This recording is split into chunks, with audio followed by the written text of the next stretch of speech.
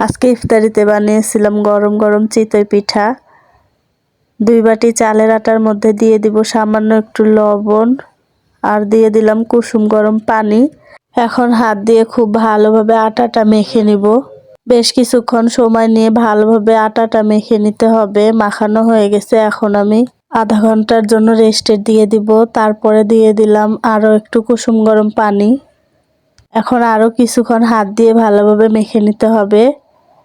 এই তো মাখানো হয়ে গেছে, এরকম পাতলা একটা বেটার তৈরি করে নিয়েছি।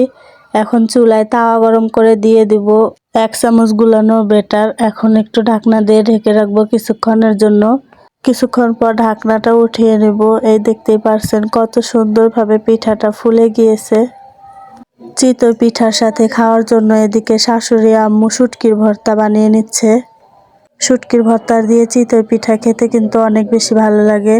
এই তো এখন চিতই পিঠা দিয়ে শুটকির ভর্তা খাবো। পিঠা খেতে মন চাইলে এভাবে ঝটপট রেসিপিটি ফলো করে আপনারাও বাসায় চিতই পিঠা বানিয়ে খেতে পারবেন। ভিডিওটি ভালো লাগলে লাইক, কমেন্ট, শেয়ার করে দিবেন। আল্লাহ হাফেজ।